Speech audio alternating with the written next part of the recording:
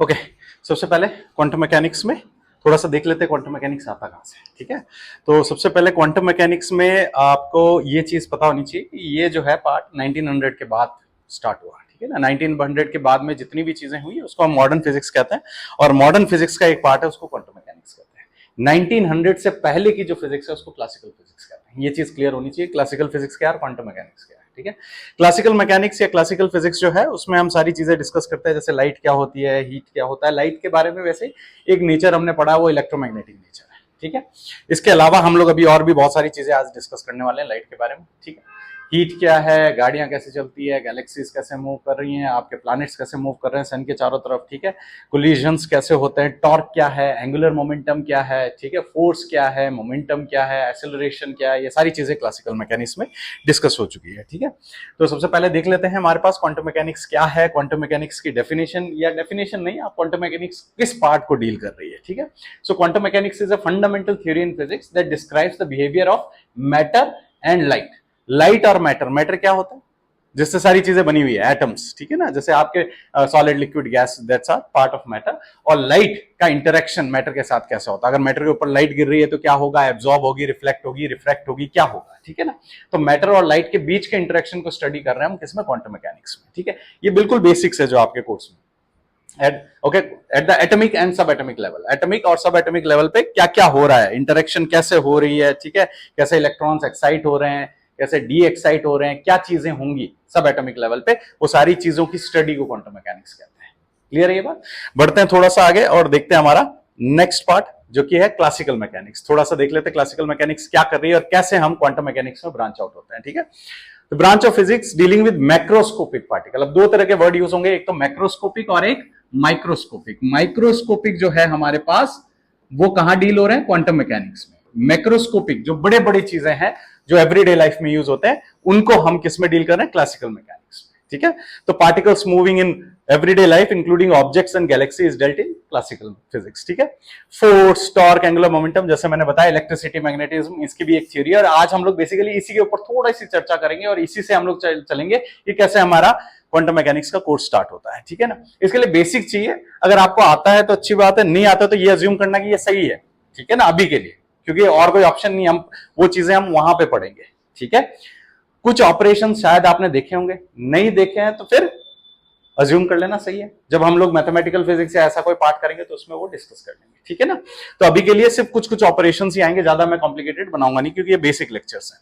सो classical mechanics जो है इसके आगे दो चीजें आई जो कि हमारे पास आइंस्टाइन ने दी थी। सबसे पहले स्पेशल थ्योरी ऑफ रिलेटिविटी, जहां पे हम सारी चीजों को हाई स्पीड का ऊपर डील करते हैं कि भाई जैसे जैसे स्पीड बढ़ती है तो क्या क्या चेंजेस आते हैं सिस्टम में। ठीक है ना, आपने स्पेशल थ्योरी ऑफ रिलेटिविटी पढ़ा होगा थोड़ा बहुत फर्स्ट ईयर में। ठीक है, तो स्पेशल थ्योरी ऑफ रिलेटिविटी में आपने देखा होगा कि कैसे टाइम जो है वो डायलेट होता है, लेंथ जो है वो कॉन्ट्रैक्ट होती है। ठीक है, सो ये सारी चीजें, मास जो है वो चेंज होता है जब भी कोई चीज हाई स्पीड पे हो। सर हाई स्पीड कितनी होनी चाहिए, nearly comparable to speed of light. ठीक है, अगर हम स्मॉल पार्टिकल्स के बारे में डील करेंगे तो वो हम किस में डील करेंगे, क्वांटम मैकेनिक्स में। ठीक है, तो क्वांटम मैकेनिक्स बेसिकली पार्ट है मॉडर्न फिजिक्स का। मॉडर्न फिजिक्स क्या है, 1900 बाद की फिजिक्स। ठीक है, 1900 के पहले की फिजिक्स कहां डील हो रही है हमारे पास, क्लासिकल फिजिक्स को या क्लासिकल मैकेनिक्स को। ठीक है, इन सबको स्टार्ट करेंगे हम, और हमारा बेसिकली स्टार्ट क्वांटम मैकेनिक्स में बिगिनिंग जो होती है वो पहले पार्ट से होती है, उसको हम बोलते हैं ब्लैक बॉडी रेडिएशंस। ठीक है, ये हमारा पहला टॉपिक है। आज हम इसके डेप्थ में नहीं जाएंगे, आज हम देखेंगे कि ब्लैक बॉडी रेडिएशंस होती क्या है, कहां से आई, क्यों ये प्रॉब्लम थी। क्योंकि ब्लैक बॉडी रेडिएशन से पहले काफी फिजिक्स सॉल्व हो चुकी थी। केल्विन का तो ये स्टेटमेंट भी आ गया था कि अब फिजिक्स में कुछ बचा नहीं। अगर आप कुछ एक्सपेरिमेंट्स करोगे उसके कुछ रिजल्ट्स आएंगे, और अलग अलग एक्सपेरिमेंट्स करोगे अलग अलग रिजल्ट आएंगे, लेकिन बेसिक जो फाउंडेशन है वो हो चुका है। बचा जो है वो या तो किसमें बचा हुआ है, बायो में है या केमिस्ट्री में है। फिजिक्स का पार्ट पूरा हो चुका है। ठीक है, लेकिन कुछ ऐसे सवाल थे जो अभी भी सॉल्व नहीं हुए थे। लोग फिजिक्स लेना छोड़ दे रहे थे, लोग बोल रहे थे कि क्या कुछ बचा तो है नहीं, क्या करना। ब्लैक बॉडी रेडिएशन उसमें से एक ऐसा क्वेश्चन था, उन 4-5 क्वेश्चंस में से, बाकी के हम बाद में फिर दूसरे पार्ट में डिस्कस करेंगे। उन 4-5 में से मेजर पार्ट में से एक ऐसी चीज थी ब्लैक बॉडी रेडिएशन, जो लोगों को उस समय समझ नहीं आ रही थी। ये ब्लैक बॉडी रेडिएशन होती क्या है, या फिर ये जो एक्सपेरिमेंटल डेटा है ये क्यों नहीं मैच कर रहा जो हमारे क्लासिकल फिजिक्स में हमने पढ़ा है। ठीक है ना, लाइट क्यों ऐसे बिहेव कर रही है। तो सबसे पहले ब्लैक बॉडी रेडिएशंस को समझने के लिए हमको पहले ये समझना पड़ेगा रेडिएशंस क्या होती है। ठीक है, और इस रेडिएशन को समझने के लिए जो पिछले इतने सालों से 2000 साल या 5000 सालों से जो हम लोग जब से हमने फिजिक्स या साइंस के बारे में सोचना शुरू किया, सबसे पहले हम मेजर सिंपल क्वेश्चन उठाते हैं कि लाइट क्या होती है, क्योंकि लाइट अगर समझ में आ गई तो radiations and black body radiations भी समझ में आ जाएगा। ठीक है, तो अभी जो मैं अगला 10-15 मिनट समझाने वाला हूं वो बेसिकली क्लासिकल इलेक्ट्रोमैग्नेटिक थ्योरी है। ठीक है, फिर आगे बढ़ के देखेंगे कि कैसे वो कॉन्ट्राडिक्ट करते हैं क्वांटम मैकेनिक्स में। जो हमने सीखा है वो सच है, बिल्कुल सच है। अगर सच नहीं होता तो सारी मशीन कैसे बनती, ठीक है ना, कैसे टीवी का रिमोट कंट्रोल बनता, इधर से बटन दबाया उधर सारी चीजें हो जाती, कैसे इंफ्रारेड के वो हमारे बाइनोकुलर्स बनते, अंधेरे में हमको सारे आदमी इंसान दिख जाते हैं जंगल में। ठीक है, तो ये सारी चीजें अगर गलत होती तो फिर तो हम उसको रूल आउट कर देते कि भाई हमको तो ये चाहिए ही नहीं, लेकिन वो सही भी है, स्टिल इस पर्टिकुलर चीज में वो फेल हो रही थी। तो फेल हो रही थी तो इसका क्या सॉल्यूशन है वो हम देखेंगे अब आगे। तो स्टार्ट करते हैं हमारे पहले बेसिक क्वेश्चन से कि लाइट क्या है। बहुत कॉम्प्लिकेटेड है, अलग अलग लोगों से पूछोगे अलग अलग जवाब मिलेगा। अभी के लिए क्योंकि मैंने photoelectric effect quantum mechanics start ही किया है, अगर मुझे कोई पूछे कि लाइट क्या है तो मैं सिंपली ये कहूंगा लाइट एक वेव है। कैसी वेव है सर? एक ट्रांसवर्स वेव है। ठीक है, और मैक्सवेल का ये कहना है कि ये ट्रांसवर्स वेव कैसी है? इलेक्ट्रोमैग्नेटिक वेव है। सर इलेक्ट्रोमैग्नेटिक वेव क्या होती है? एक ऐसी वेव जिसके अंदर इलेक्ट्रिक फील्ड और मैग्नेटिक फील्ड ऑसिलेट कर रहे हैं परपेंडिकुलर एक दूसरे से। ठीक है भाई, और ये इलेक्ट्रोमैग्नेटिक वेव एक कंप्लीट स्पेक्ट्रम है। सर स्पेक्ट्रम क्या होता है?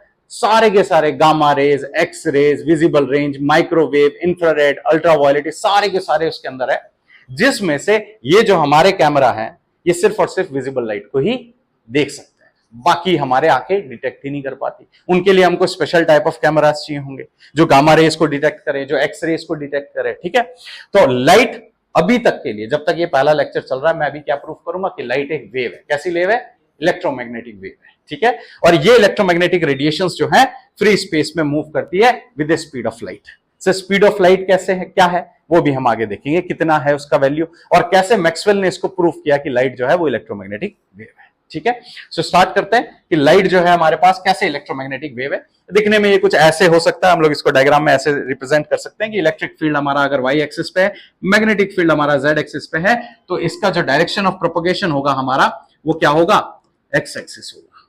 क्लियर है ये बात? जहां पे इलेक्ट्रिक और मैग्नेटिक फील्ड एक दूसरे से परपेंडिकुलर मूव कर रहे हैं। Clear it is? So light is an electromagnetic radiation. Let's start proving it. ठीक है, इसको प्रूफ करने के लिए हम वेरी फेमस मैक्सवेल्स इक्वेशन देखेंगे। ये इक्वेशंस आपको ग्रेजुएशन में एटलीस्ट याद हो जानी चाहिए, अगर नहीं आती है तो एटलीस्ट सिंपल सा बात है कि भाई आपको फिजिक्स के आप स्टूडेंट ही नहीं हो, आपको अगर मैक्सवेल्स इक्वेशन ही नहीं पता है। डिस्कस करते हैं क्या है। सो सबसे पहली इक्वेशन जिसको हमने 12th में पढ़ा था, इसको क्या बोलते हैं? Very basic, Gauss's law. This is Gauss law.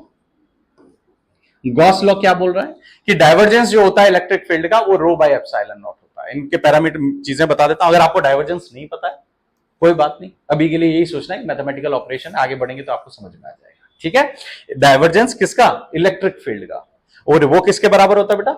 Row by epsilon not. रो क्या है? Charge density, volume charge density. जहां पे भी चार्ज होगा वहां पे फ्लक्स होगा या फील्ड होगा। क्लियर? और ये जो डाइवर्जेंस है इलेक्ट्रिक फील्ड का वो हम लोग गॉस लॉ से ये दे सकते हैं। ये सिंपल गॉस's लॉ है। गॉस लॉ मैक्सवेल की first equation. Second law, second equation, ये भी गॉस लॉ है, लेकिन ये गॉस लॉ कहां का है? मैग्नेटिज्म का है। Gauss law of magnetism. ये कहां का था? इलेक्ट्रोस्टैटिक्स का। ये इलेक्ट्रोस्टैटिक्स का है और ये मैग्नेटिज्म का है। क्लियर है ये बात? सर क्या डिफरेंस है, मतलब यहां रो बाय एप्सिलॉन नॉट है, यहां जीरो है, क्या आउटकम क्या है? हम इसके डेप्थ में जाएंगे इलेक्ट्रोमैग्नेटिक थ्योरी में, लेकिन अभी के लिए बता देता हूं। गॉस लॉ इन मैग्नेटिज्म यही बोल सकता है कि मोनोपोल एग्जिस्ट नहीं करते हैं। हमको पता है पॉजिटिव चार्ज होता है, नेगेटिव चार्ज होता है, करेक्ट, लेकिन नॉर्थ और साउथ हमेशा पेयर में आते हैं। कभी भी नॉर्थ आइसोलेटेड अकेला नहीं आएगा और साउथ भी आइसोलेटेड अकेला नहीं आएगा। ठीक है, ये हमारे को गॉस लॉ बोलता है मैग्नेटिज्म। ये थर्ड लॉ जो कि हम एवरीडे लाइफ में हर जगह यूज कर रहे हैं। हमारा ये बोर्ड जो है ये चल रहा है किस वजह से? एसी की वजह से, ऑल्टरनेटिंग करंट। एसी चल रही है ऑल्टरनेटिंग करंट से, फैन चल रहा है ऑल्टरनेटिंग करंट। ये ऑल्टरनेटिंग करंट किसकी देन है? इस थर्ड लॉ की। और ये थर्ड लॉ क्या बोल रहा है? Faraday's law of electromagnetic induction. Faraday's law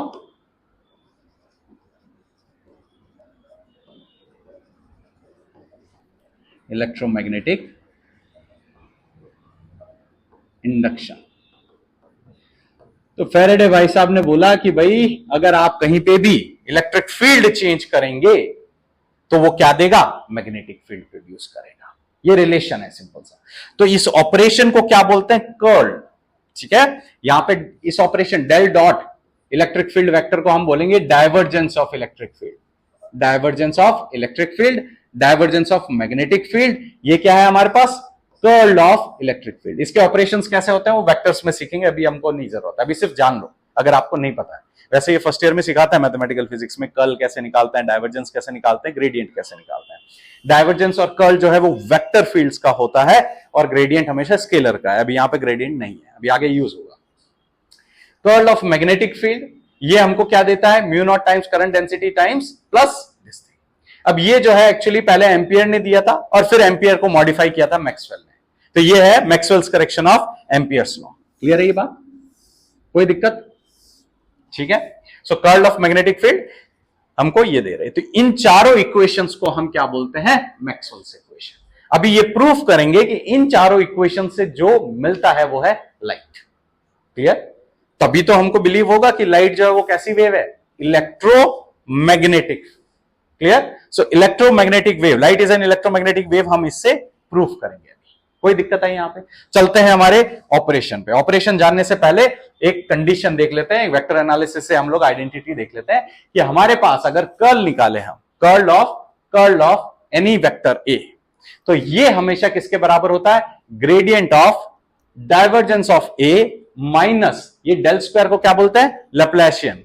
क्या बोलते हैं, लैप्लासियन। जो आपका डेल है इसका स्क्वायर करेंगे तो क्या मिलेगा हमको, लैप्लासियन। तो अब ये वर्ड से कंफ्यूज नहीं होना, Laplacian square that is equal to A. क्या होता है लैप्लासियन, कैसा दिखता है, अभी एंड में डेरिवेशन में आपको दिख जाएगा। बिल्कुल सिंपल। तो ये एक आइडेंटिटी वेक्टर एनालिसिस से आती है। तो बैठ के ये नहीं सोचना कि मैंने तो किया ही नहीं है, बस ये अप्लाई करनी है। ठीक है, ऐसे कैसे, सिंपल ऑपरेशन है। तो सबसे पहले हम इक्वेशन नंबर 3 ले लेते हैं। सर कौन सी इक्वेशन 3?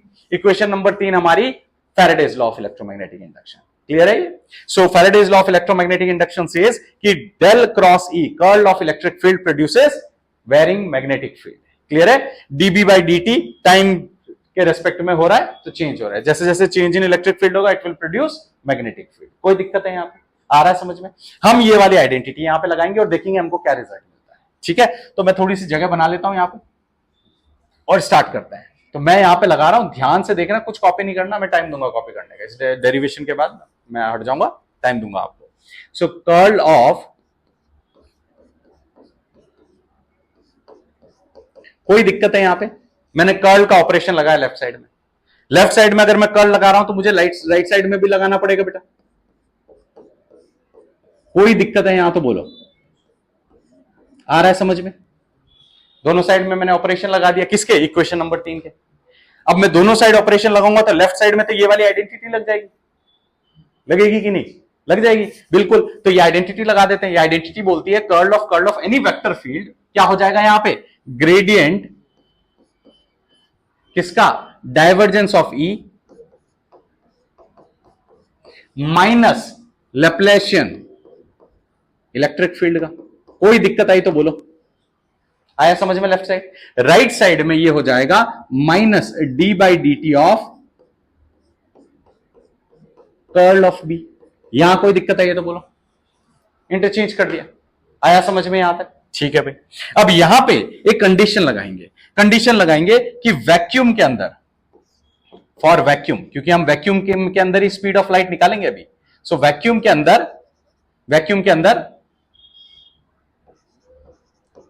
अंदर चार्ज डेंसिटी क्या हो जाती है, रो, जीरो हो जाएगा। No excess charge is present in vacuum. अगर वैक्यूम में कोई चार्ज प्रेजेंट ही नहीं है तो चलते हैं हमारी पहली इक्वेशन की तरफ। सर पहली इक्वेशन बोल रही है कि डेल डॉट ई क्या होना चाहिए, जीरो हो जाएगा। रो तो जीरो हो गया, तो डेल डॉट ई अगर जीरो हो जाएगा तो इसको यहां पे सब्स्टिट्यूट कर देते हैं। तो डेल डॉट ई क्या मिल गया हमको, जीरो मिल गया। कोई दिक्कत है? यहां बढ़े आगे, let's see the next part. तो अब यहां पे पहला वाला पार्ट तो जीरो हो गया, दूसरा वाला पार्ट माइनस डेल स्क्वायर ई बराबर क्या आ गया यहां पे, डेल क्रॉस बी। अब डेल कर्ल निकाला बी का तो क्या मिलता है हमको, देखो जल्दी से प्रीवियस इक्वेशन में, कर्ल ऑफ बी क्या मिल रहा है हमको, ये मिल रहा है। सर अगर चार्ज ही नहीं है तो चार्ज फ्लो कहां करेगा, और फ्लो ही नहीं करेगा तो करंट डेंसिटी क्या हो जाएगा, जीरो वो भी, तो ये वाला पार्ट भी जीरो हो गया। चलो भाई, तो हम बढ़ते हैं इसमें आगे।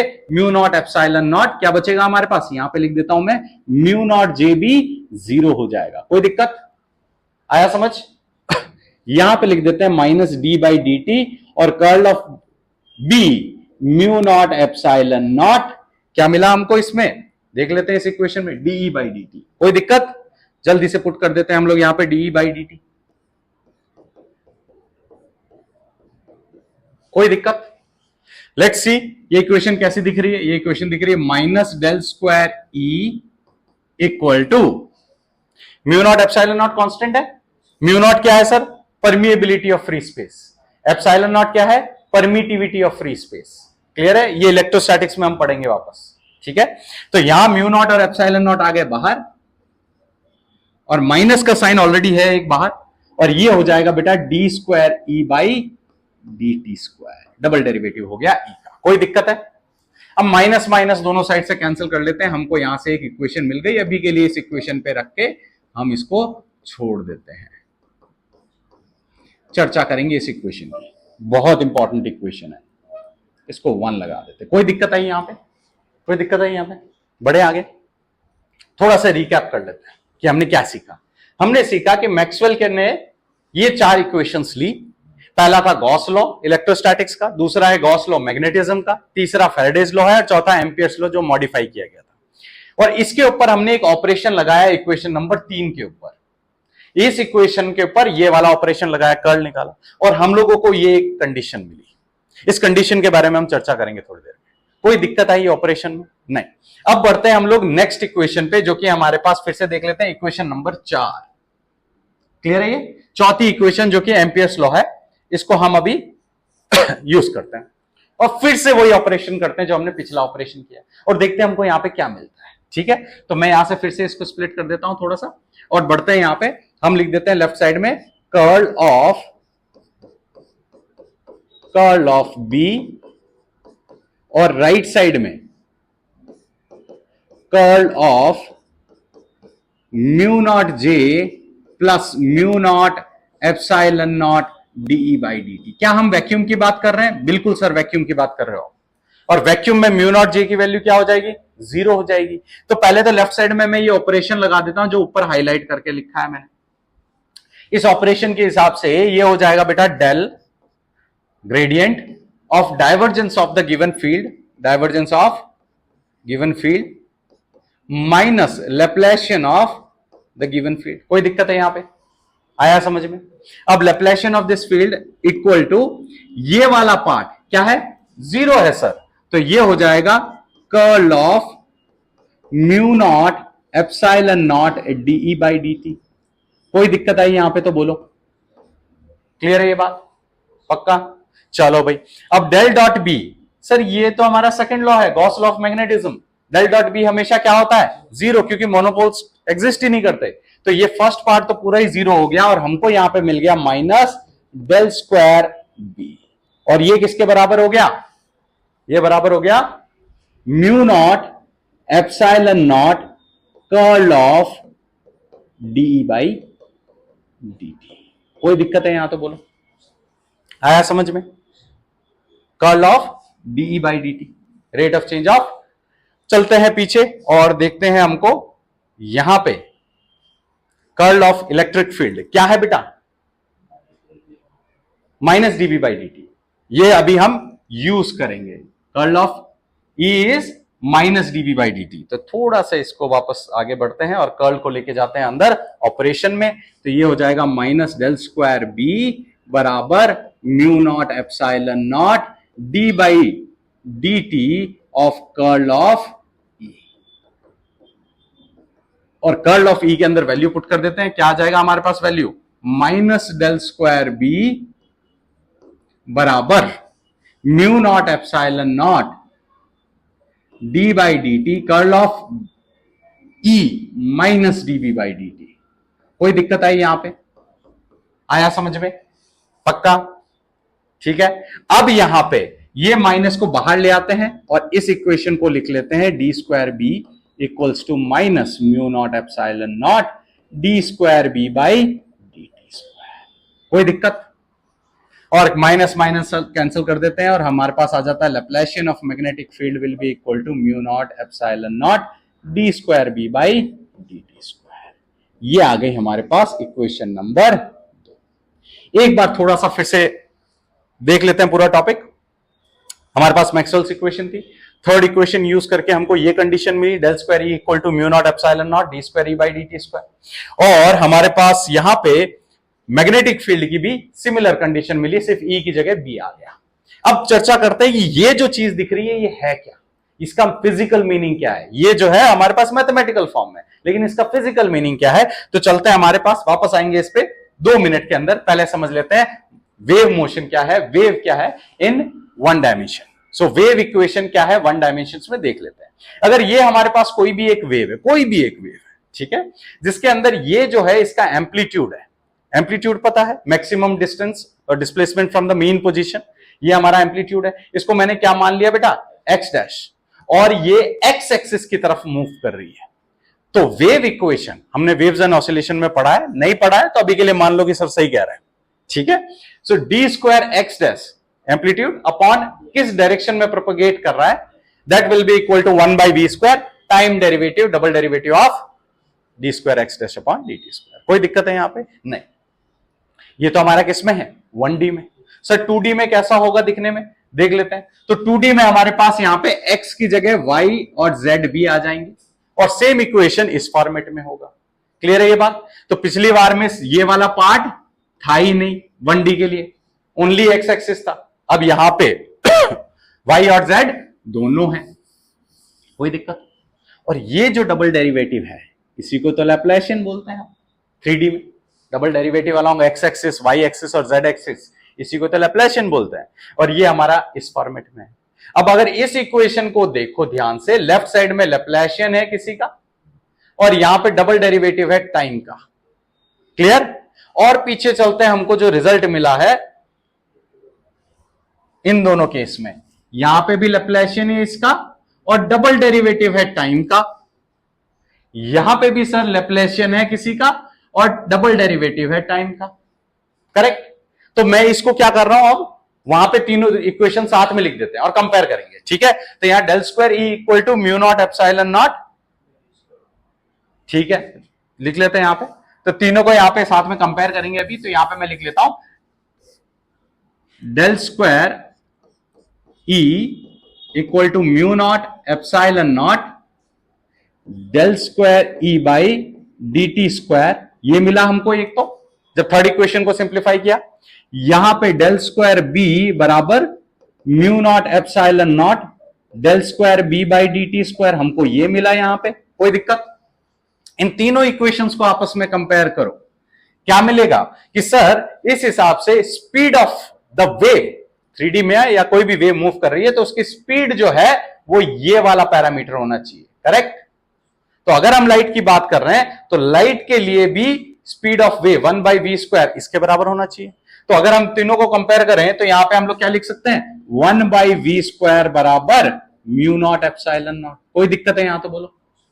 क्लियर है ये बात? वी स्क्वायर बराबर 1 by mu naught epsilon naught और v बराबर 1 by root under mu naught epsilon naught. तो मैक्सवेल भाई साहब ने कहा कि अगर लाइट एक इलेक्ट्रोमैग्नेटिक वेव है और वो 3 डायमेंशंस में मूव कर रही है तो उसकी स्पीड इतनी होनी चाहिए। और जब म्यू नॉट की वैल्यू जो कि कितनी है 4 pi into 10 to the power -7, epsilon naught की वैल्यू जो कि है 8.854 इंटू 10 टू द पावर -12, आप अभी भी कैलकुलेटर से इसमें ये वैल्यूज पुट करके सॉल्व कर सकते हो।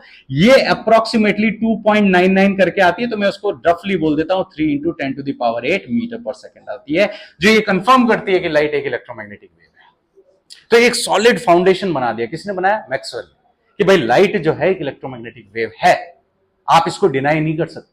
हम इसके ऊपर हमने एक्सपेरिमेंटल रिजल्ट्स भी देखे हैं, हमने इसके ऊपर अलग अलग चीजें डिजाइन की है। आप ऐसे नहीं एकदम से उठ के आके बोल सकते नहीं मैं नहीं मानता, क्योंकि लाइट सॉलिड मैथमेटिकल प्रूफ भी है, एक्सपेरिमेंटल प्रूफ भी है, ठीक है। Light is an electromagnetic wave, हमको यहां पे पता चल गया। इसके साथ साथ हमारे पास बहुत सारी दूसरे भी लाइट की प्रॉपर्टीज थी, ये तो हमने अभी प्रूफ किया कि light is an electromagnetic wave. हमने क्लियरली इसको मेंशन किया है कि कैसे ये v equal to 1 by mu naught epsilon naught आया। लेकिन इसके साथ साथ हमने और भी बहुत सारी लाइट के वेव फिनोमेना पढ़े हैं आज तक, ठीक है, जिसमें डायफ्रैक्शन आ गया। आप फिर से ऑप्टिक्स में पढ़ोगे, अगर नहीं पढ़ा है तो कोई दिक्कत नहीं है। डायफ्रैक्शन ग्रेटिंग क्या होता है, लाइट कैसे जो है बैंड होती है ऑब्स्टेकल्स पे, उसको डायफ्रैक्शन बोलते हैं। इंटरफेरेंस क्या होता है, लाइट जो है सुपर इंपोज करती है, एक दूसरे के ऊपर गिरती है और उससे कंस्ट्रक्टिव और डिस्ट्रक्टिव इंटरफेरेंस बनता है, ठीक है। कहीं पे मिनिमम मिलता है, कहीं पे मैक्सिमम मिलता है, ठीक है, वो भी हम देखेंगे आगे बढ़ेंगे। पोलराइजेशन, ये भी लाइट के एक wave, as a wave nature हमने पढ़ा है।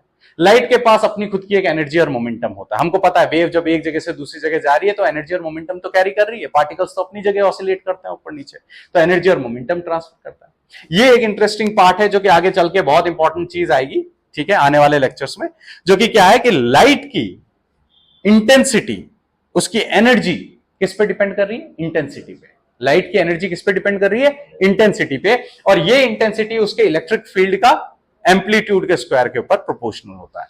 फिर से रिपीट कर देता हूं, intensity of light is proportional to square of the amplitude of electric field, ठीक है भाई। सी पता है क्या है, एप्सिलॉन नॉट पता है, ई नॉट स्क्वायर। अगर हम मोमेंटम निकालें तो इंटेंसिटी अपॉन लाइट, बिकॉज ये एनर्जी ही बता रहा है बेसिकली। इंटेंसिटी और एनर्जी क्लियर है, डिपेंडेंट है। किसने बोला, वेव थ्योरी ने, कि कोई भी वेव है उसमें अगर इंटेंसिटी ज्यादा है तो इसका मतलब उसकी एनर्जी ज्यादा है, अगर किसी की एनर्जी ज्यादा है किसी वेव की तो इसका मतलब उसकी इंटेंसिटी ज्यादा है। सर इंटेंसिटी होता क्या है, intensity in a simple language is, light के केस में ब्राइटनेस। अगर आप जितना ज्यादा ब्राइटर लाइट लोगे उतनी ज्यादा वो इंटेंस है, उसकी उतनी ज्यादा एनर्जी है, आपको उतना ही ज्यादा आंखों पे लग रही है, क्लियर। ये हो गई हमारी इंटेंसिटी। इसके अलावा हमने एक इंपॉर्टेंट पार्ट लाइट की और भी देखी, जहां से हमारा क्वांटम मैकेनिक्स की जर्नी शुरू होती है, वो है एब्जॉर्प्शन एंड एमिशन स्पेक्ट्रा। सारे एलिमेंट्स, सारे के सारे पीरियोडिक टेबल के एलिमेंट्स, वो सब के सब कुछ पर्टिकुलर रेडिएशंस एब्जॉर्ब करते हैं और कुछ पर्टिकुलर रेडिएशंस एमिट करते हैं। कौन सा एलिमेंट क्या करेगा वो डिपेंड करता है उस एलिमेंट पे, उसके कैरेक्टरिस्टिक्स पे, वो हम लोग आगे जाके पढ़ेंगे स्पेक्ट्रोस्कोपी में, ठीक है। तो अभी यहां से स्टार्ट करने वाले हैं, एब्जॉर्प्शन क्या होता है, एमिशन स्पेक्ट्रा क्या होता है, ठीक है। यहां पे हम फिर से लेके आएंगे ब्लैक बॉडी रेडिएशंस, ठीक है। तो ब्लैक बॉडी रेडिएशंस का एक चीज क्लियर हो गया, रेडिएशन क्या होता है। हम किसके बारे में बात कर रहे हैं, लाइट के बारे में।